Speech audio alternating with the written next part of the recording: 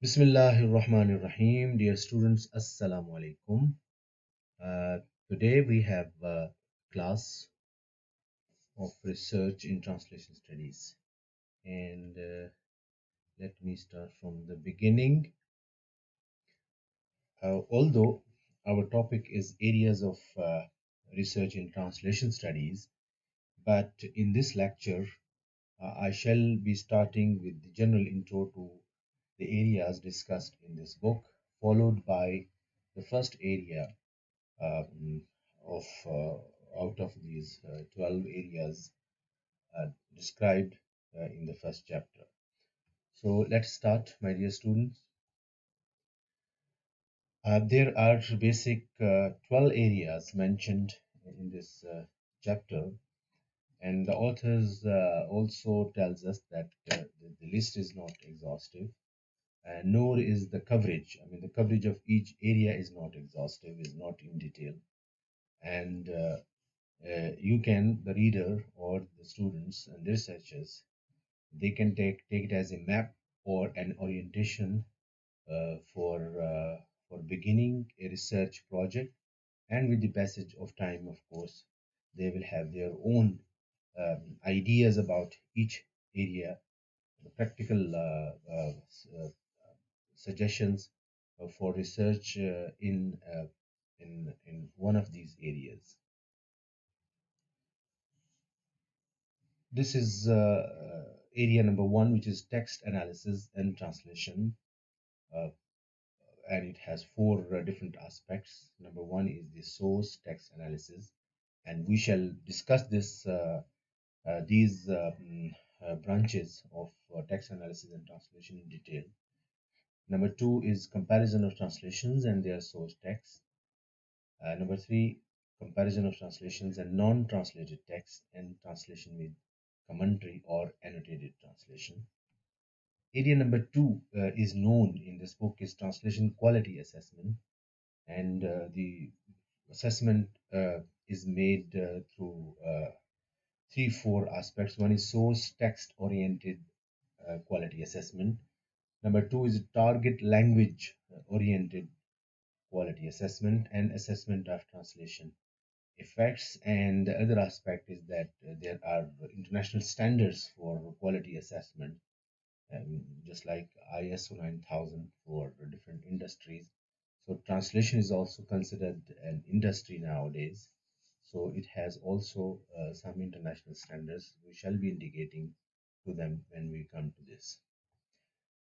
Number three is genre translation, and by genre here we mean all text types. For example, drama, poetry, prose fiction, religious text, children literature, tourism text, technical text, legal text, medical text, and so on and so forth. And we can enhance, of course, in this list. We can include other genres as well, because of course, the classification is in our hand. Number four is the multimedia translation, and the main modes are revoicing with of course its voiceover and commentary and other modes, and subtitling or subtitling and dubbing. Number five is translation technology, and here of course we have five different branches: evaluating software, software localization, effects of technology, website translation, and the place of technology in translator training. And remember, students, that these five areas are not again the final is not the final list. Actually, we can also include other couple of other areas in translation technology. Only one very important point here is when we use the word technology in this context, with translation and technology, we are actually referring to soft technology, and most of the time we are not discussing the hard technology. Translation history is another area of translation studies research, and here the research deals with the question who, what, why, how, and a couple of other questions as well. Area number seven is translation ethics, different kinds of ethics, because every industry has its own ethic. If we talk about the medical profession, we talk about the legal profession, we also talk about the profession of engineering, we are talking about the construction industry, we can talk about. So the translation is just like is very similar, rather same to these well-known professions. So there are different kinds of ethics, cultural and ideological factors are always there, and code of ethics are nowadays prepared in advanced countries where the importance of translation is well recognized, and there are personal ethics and then professional ethics. So all these are examples or areas where very good research can be conducted under this category. Terminology and glossaries is another area of translation. As you know, as a translator, we are encountered with a lot of terminologies and glossaries, preparation of glossaries, and of course coinage of terminology. You're making terminologies for any translation job or translation task. And here we have two aspects: theoretical aspects and practical aspects. Number nine is interpreting. And nowadays, some scholars suggest that interpreting studies are distinct from general translation theories and general translation studies.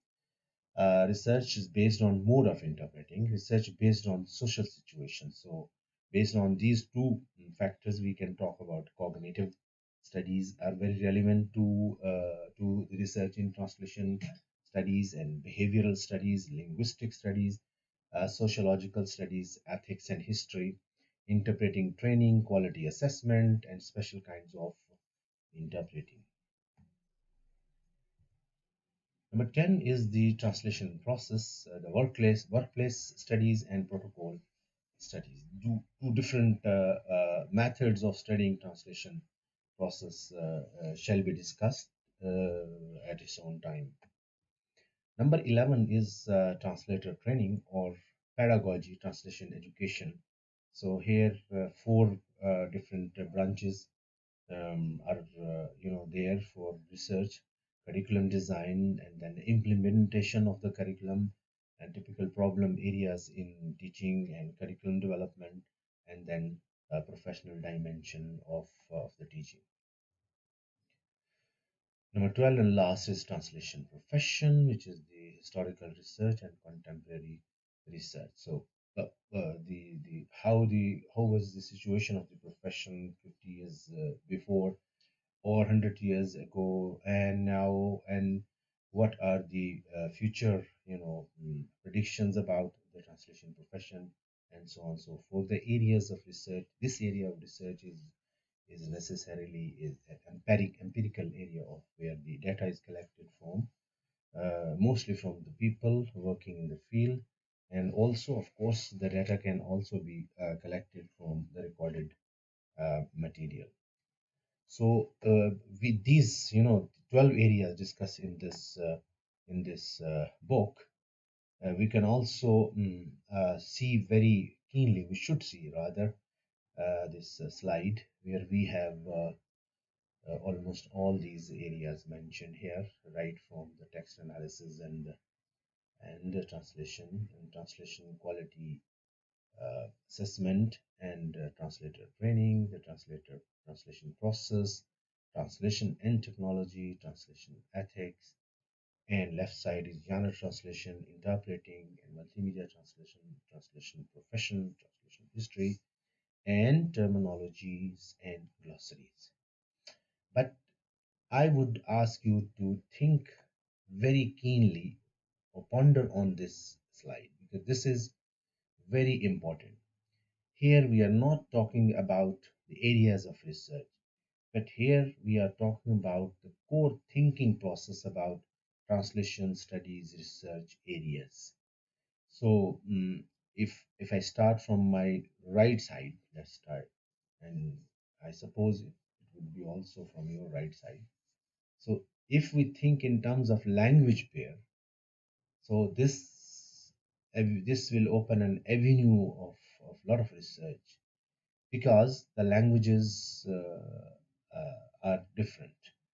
The linguistic features of language families, for example, Arabic and English, the differences between Arabic and English, Arabic and Urdu and English, and so on and so forth, or your own languages. The peculiarities of a language, the special features of a source language or the target language can give us a very good area of research. And if I just want to mention one example, which is the verb, for example, the formation of verb or making of verb in Arabic or making of verb in English, and then what are the translation implications of these two different systems in Arabic and English, can be one good topic for research. And hence we have thousands of research topics when we just think in this language pair. When we come to the ethics, for example, the work ethics and the personal ethics, as I just mentioned, or there are professional ethics, or what society actually demands from the translators to do, to behave, to deal with the difficult. The product is the biggest area in translation studies. Yarner is another. Yarner is textile. And the process, of course, is very important, although is not well researched area so far. And if I come to the center influence, translation, influence of translation, written translation or oral translation or media, multimedia translation, I mean the dubbing or revoicing or subtitling and so on and so forth. Translator himself or herself is a very important topic of research in translation studies areas. People, those who are working. And I think when I said translator, we can expand the definition of translator. The stakeholders of translation, not only the translator, translators, the publishers, the readers, the critics, the reviewers, the marketing, sales, personnel, those who are promoting translated books among the readers. Time is very important core thinking factor which can open a lot of avenues among in front of us for research. If we think in terms of time, we can go back to the Abbasid period, for example, and what was the situation of translation regarding other aspects. Training, education, training, short period training, short workshops or long courses, degrees, and so on. Culture is very important. Again, factor which can tell us different areas of research in translation studies. Technology, of course, is a buzzword nowadays. Technology is penetrating in almost all the areas of research, thinking, and education. So, translation and technology is very much emerging area of research, and the space is very important. When we talk about something in which happened, although in 20th century, in America, for example, as for the translation is concerned, something which happened, something is translated in 20th century in America, the and the same happened in Pakistan. I think this also provides very good data and very good challenge for research. Those who my idea for bringing this slide in front of you is not to tell you the areas of research in translation. It's just to present a page, a slide, and different factors so that you keep all these things and maybe more to coin your own, to devise your own areas of research as well. Not right now, perhaps after completing this chapter, inshallah.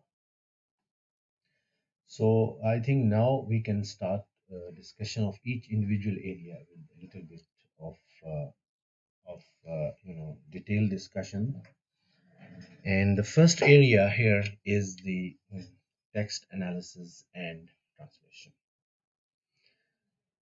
Here we have four different aspects. One is the source text analysis, and in brief we will use this word STA, source text analysis.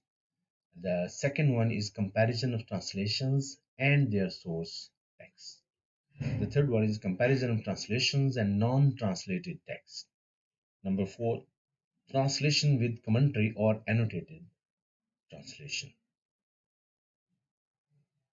What do we mean by source text analysis, which is STA?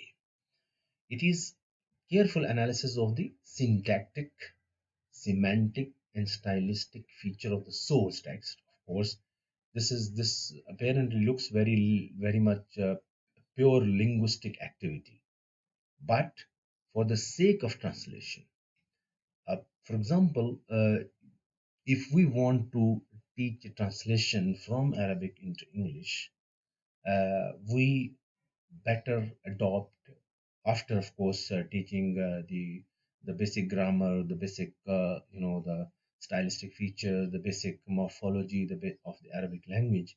We should also no, we should also have some books which conduct the analysis, deep analysis, better analysis of the grammar, Arabic grammar, and the Arabic semantic and stylistic features.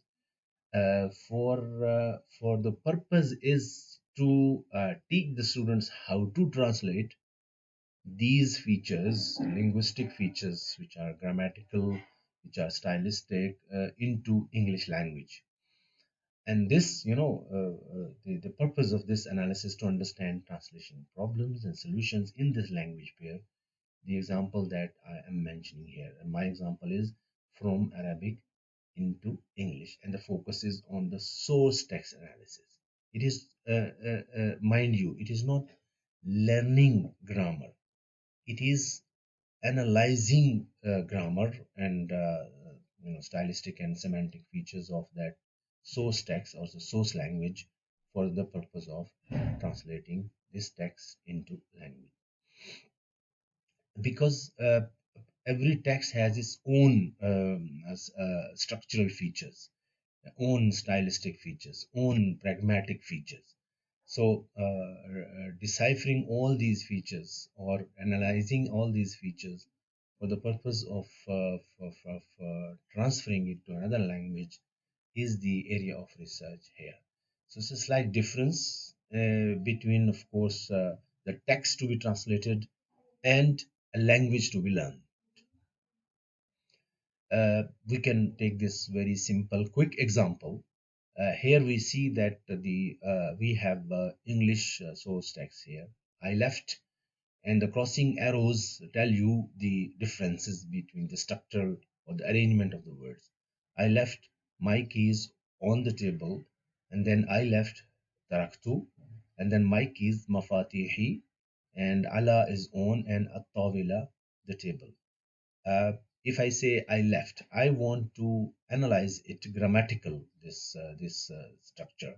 So I would say I left. This is the composition of verb in English, and the composition of past tense is left, but the present would be I leave. So forming the verb in English language is like this, and it is transferred or translated into Arabic with this form of verb, which is of course prevalent in Arabic language. But this very basic simple example, of course, does not take into account the more sensitive and more sensitive and complex features of style or rhetoric or semantics. So the focus remains on a particular text. For example, if we are teaching a course of literary translation, and the features of literary text in any language, regardless of any specific language, in Arabic, in English, in Urdu, in Chinese, in Thai, in German language, the is necessarily different from a scientific text. Is necessarily different from a text which is describing the history, or which is about the social norms of a society, or cultural customs of in a society. Okay, the source text analysis has relevance in translator training, as I think I indicated to this aspect, because my focus is on the purpose here is inside the classroom. When you want to train the translators, you are teaching, preparing translators, and the research there is very much, this source text analysis very much relevant to that situation. It is linked to analysis of communicative situation of the translation itself, who it will be for, what its function is intended to be, and so on. I don't want to use the word scopose here. I would like you to ask me about this inside the classroom. But the main purpose is the education, translation, translator preparation, or translator training, and so on. With this, we can come to the second one, which is comparison of translations and their source texts. Uh, Textual comparison of a translation with its originals. Textual comparison of a translation with its original, of course. It has its own, avenues of research. Textual comparison of translation with its original is, for example, the comparison at word level, comparison at phrase level, comparison at sentence level, comparison at verb level, pronoun level, noun level, and so on and so forth. I think from the very smallest thing to the biggest phenomenon in any language is the text comparison, textual comparison of translation with its original. The second aspect is the comparison of several translations into the same language. The example could be Quran is translated into English by many people. So the original text is one, but the translations are many. So several translations are compared, and the comparisons are made between or among these translations. Just a minute.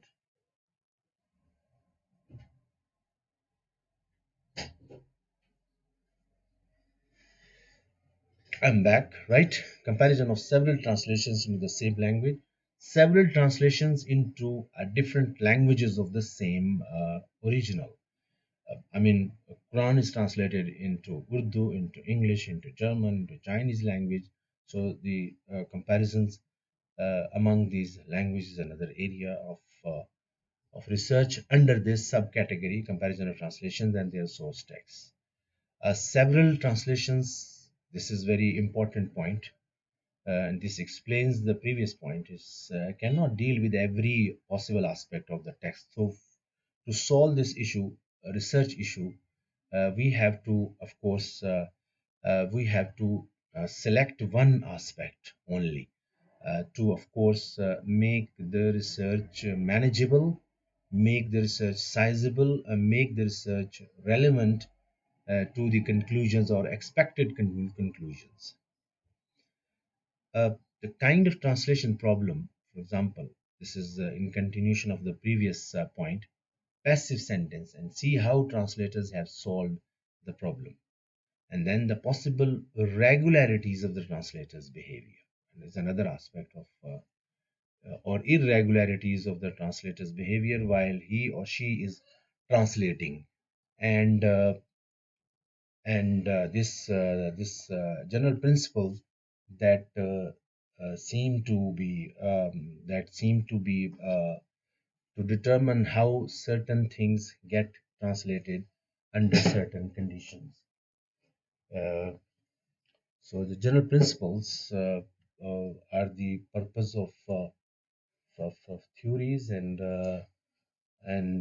of course the strategies for that particular situation. Number C is comparison of translations and non-translated texts. Comparison of translations into a given language with similar text originally written in that language. This first point is says that the researchers they conduct comparison of translations into a given language, of course, with similar text originally written in that language. One topic which is translated. Let's take the topic of zakat, an Islamic topic, and a book has been translated from Arabic into English. So, comparison of translation, which is the book translated from Arabic into English on this topic, which is zakat. But in English, people are also writing on the same topic. So, we are now comparing between a translated text from Arabic into English and originally written text in English on the same topic. I hope this point is clear. Well, we have two terminologies for this phenomenon. In general translation studies, we say parallel texts. We call them parallel texts. But in corpus-based translation studies or corpus linguistics, the term used or the dominant term is comparable text. The text that can be compared.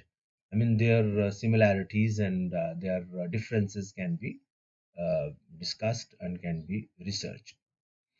Okay, the way in which translations tend to differ, the basic idea here is to find out the differences between the parallel text or the comparable text, the naturalness or unnatural style of the translated text from other texts in that target language. There is very important note, and then this note is about ABC of the previous. For example, the previous A was this one, source text analysis, and then the B was this one, comparison of translations and their source text, and C is comparison of translations and non-translated texts. So the note, important note is all the above research areas A, B, C involve forms of contrastive text analysis. There is a complete area of contrastive linguistics where of course, contrastive linguistics is branch of linguistics, not rather the applied linguistics, not the translation studies, but the tools that are used in these three areas are very much similar to the contrastive text analysis tools. Number D, four, translation with commentary or annotated translation.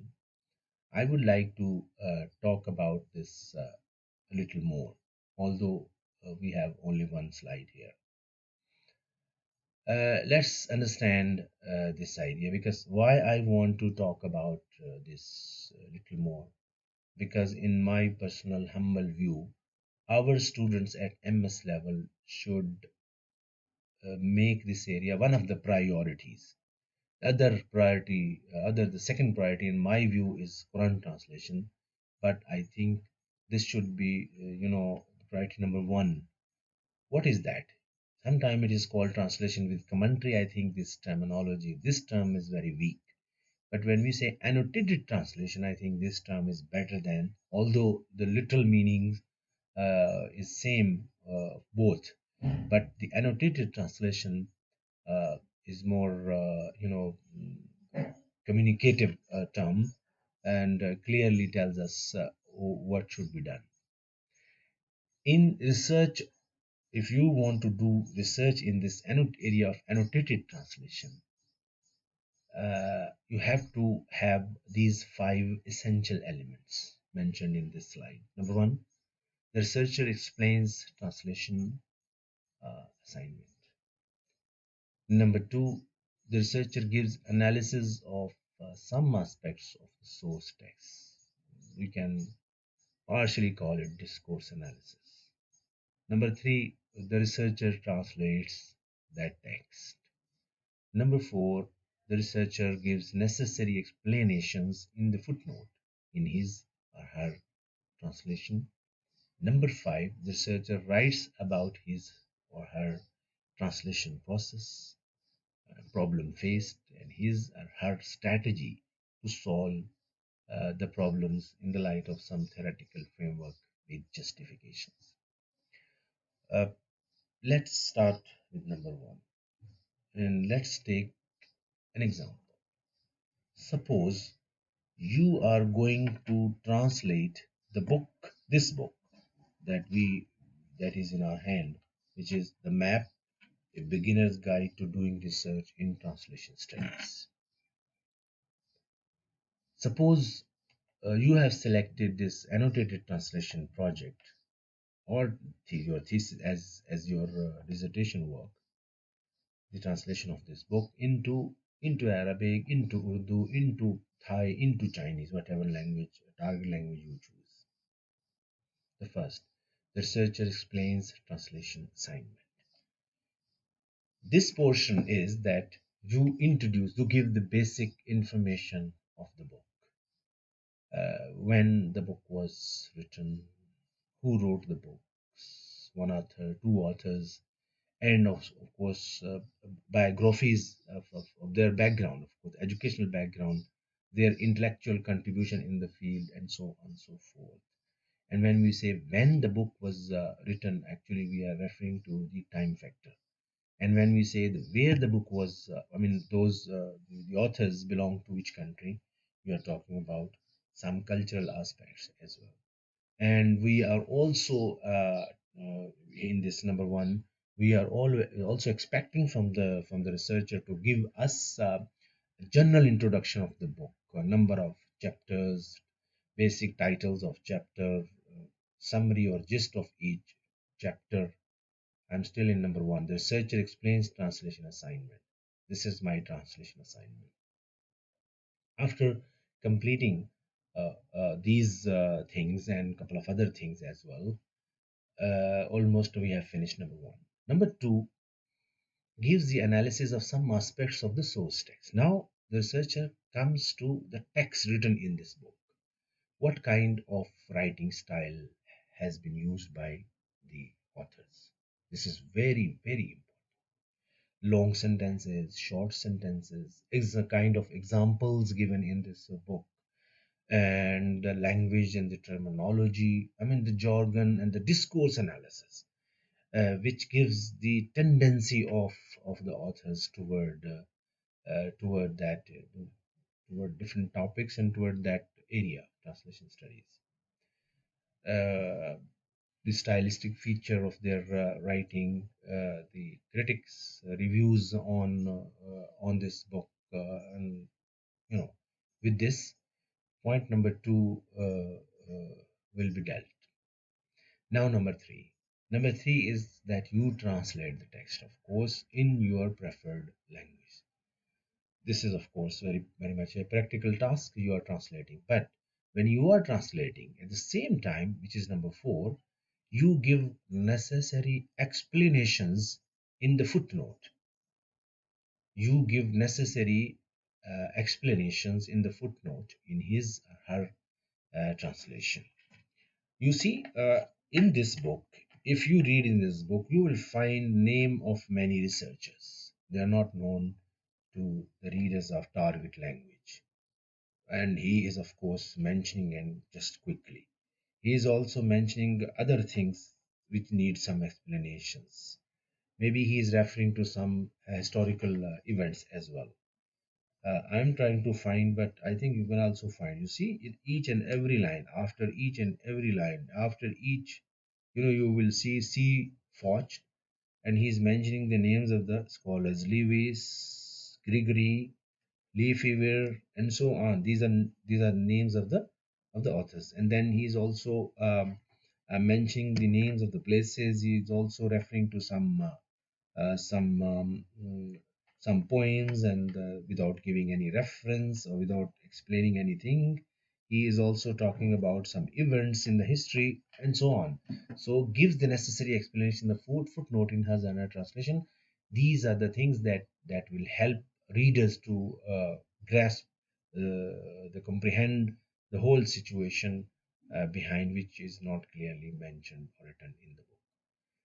So when you finish all that, you come to number five, which is writing about your translation experience. I would call one word translation experience, but experience contains, process of translating, the problems that you faced at lexical level, at phrase level, at sentence level, at terminology, in translating terminology into your target language, and then the strategy or procedures that you adopted to solve those translational problems. And you have to, of course, I said right. This slide suggests the word rights, but I would say analyze the your experience, because in the light of some theoretical framework with justification, you would say that when I was, and I was encountered with this problem, and I had to do this, I had to ask someone, I had to search this, I had to, think very long for finding a suitable word for the translation, for the suitable phrase, for the suitable sentence, or for suitable arrangement of the sentences for translating this or that and overcoming that problem. Of course, there is always some translation principle working behind it, or maybe some strategy working behind it, or maybe some theoretical framework is helping you how to find the solution. For example, um, the question of equivalence is the biggest question which is arises when we do the translation. The question of, we say that whether this is a free translation, whether this is a semantic translation, it's a communicative translation, whether this is maybe a rephrasing, or whether this is paraphrasing. I mean, different kinds, different things, different strategies that you have gone through in your studies, in different courses.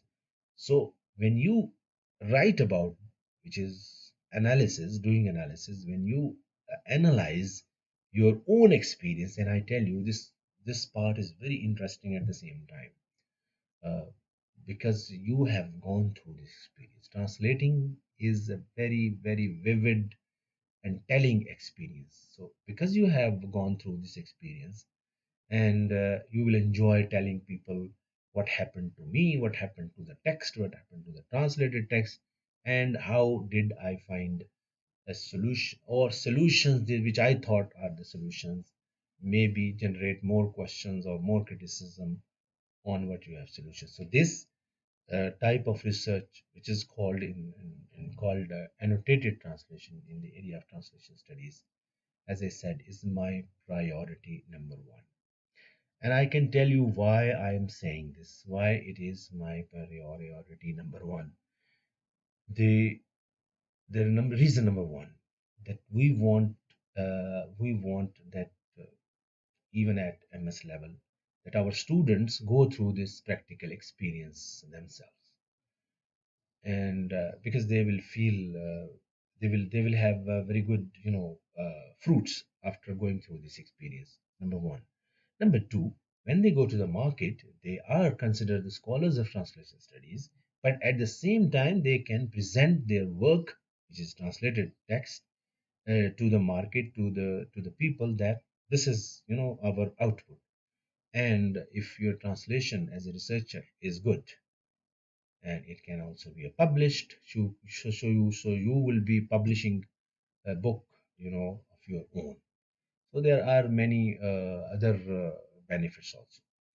The second thing is that our society needs a lot of translation. We are at a level, we are not translating. I tell you frankly, we are not translating anything. And there's a biggest hurdle between us and other nations, especially the advanced nations. Because we are not learning them, we don't know their languages, and the only solution is translation. We are not translating effectively. So we are not translating, we are not understanding them. So we are not understanding them, we are unable to communicate with them effectively. We are unable to tell them who we are, and we are unable to understand who they are. So these are, some reasons for which annotated translation, area of annotated translation, is my first priority.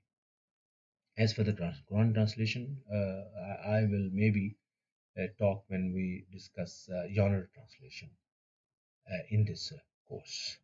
So, students, next advanced reading, the good news today is that I'm not giving you any advanced reading in this class, because I have already asked you to read four areas of translation studies. but I have just discussed one. So still you have three more areas in your hand, namely translation quality assessment and IANA translation, and number three is which is number four here in the book, but number three for your is multimedia translation. So we shall be discussing these three already given to you for reading topics in the next class. Thank you very much. I hope and I am expecting a very healthy, innovative, creative, generative discussion inside the classroom. So see you inshallah after some time. Assalamu alaikum wa rahmatullahi wa barakatuh.